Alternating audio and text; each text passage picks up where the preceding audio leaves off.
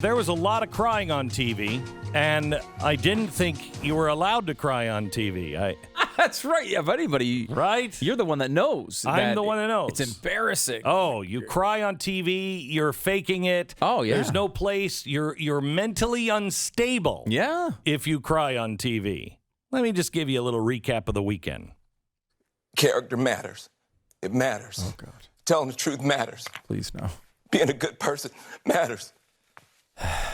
I don't know why I'm crying so much, but what got me choked up was the picture of the cab driver. And so I'm very emotional.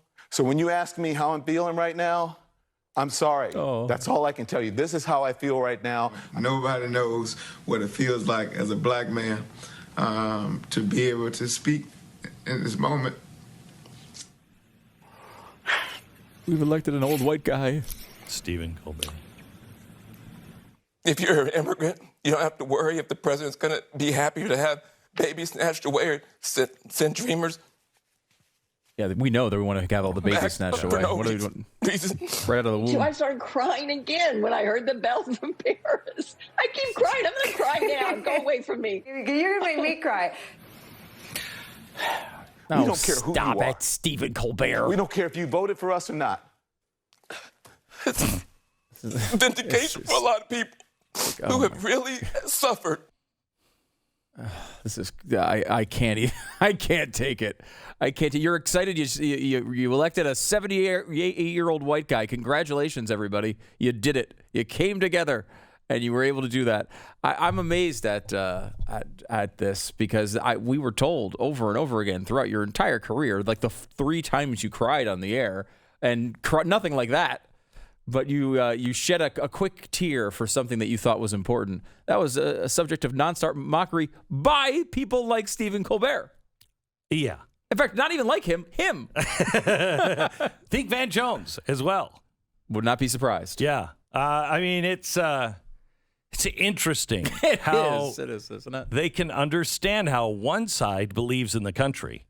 And they can weep, even though they're the ones that are dismantling. All I'm doing is I'm worried about my country. I'm worried about the Constitution. They're saying they're going to get in and alter the Constitution without a vote, without a constitutional amendment vote. I don't know which one of us should be crying. Amazing. Did you watch? I'm sure you did. Saturday Night Live this week. No. So Dave Chappelle was hosting it. Oh. And he was actually, I think, the first host after the Trump election in 2016, if I remember right. Mm-hmm. And he's very focused on the idea that apparently, like, everything is about race for so many people in this country. Mm-hmm. It's all that it takes over their entire lives. So I don't know how to quantify that, but he did at one point say, remember, if you are a person who supported Biden, that half the country feels like you did in 2016. Mm-hmm. And that is something important to focus on every single time one of these transitions happen. And I will say this, most importantly, out of all these things, watch these people cry, watch these people sob on live television, and at the same time, watch the people in the parks celebrating, jubilant, dancing, literally dancing in the streets. And think of what an insane country we've become, that the government, the president of the United States, the election, can elicit that sort of emotion out of people. That is not how this country was designed. The government should be small enough that it can't do that to people. It shouldn't affect your lives like that. But instead, it dominates everybody's. It won't once you silence the people that are standing in the way of progress.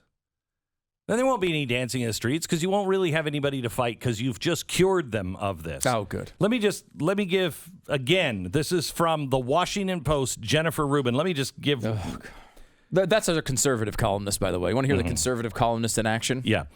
Any Republican now promoting rejection of an election or calling to not follow the will of voters or making baseless allegations of fraud should never serve in office, never join a corporate board, never find a faculty position, or be accepted into polite society. Still quoting, "We have a list," end quote. List making. That's where we are in this country. I didn't realize that we were back in the 1950s. I didn't realize that. Yeah, list making, not a good idea. Not a good idea. And there's tons of people saying they want to punish every person who was hired by the Trump administration. By the way, lots of people who weren't super pro-Trump. I mean, there was Clinton donors in the administration, people who just thought that they could do the best job they could for the country, even if they didn't fully agree with everything that Donald Trump did. But they're going to go and he didn't do anything. He didn't do anything wrong or illegal. He didn't do anything wrong or illegal. I'm telling you, these guys are going to go after him, and they are going to make people pay for any kind of support. They will. They will do it. They have to. They have to shut down people if you're going to go down this Marxist road. You have to create fear and make sure that you are, let me see, rejected from polite society. Never serve in office, join a corporate board, or find a faculty position. They've got to make a list because that's the only way. The American people reject this Marxist bullcrap. They reject it. The election shows you may have rejected Donald Trump, but we rejected the Marxist. They didn't go for Kamala Harris, shockingly. They went for, I'm going to bring all of us together and we're going to have pudding on Friday nights. And I don't care if you're red or blue or green or we're pudding. I actually would support a pro-pudding candidate. I don't think Biden had that in his platform, if his platform was chocolate pudding, butterscotch, whatever you want, Fridays, pudding, I would be. I put a sign in my yard immediately. I want the pudding guy.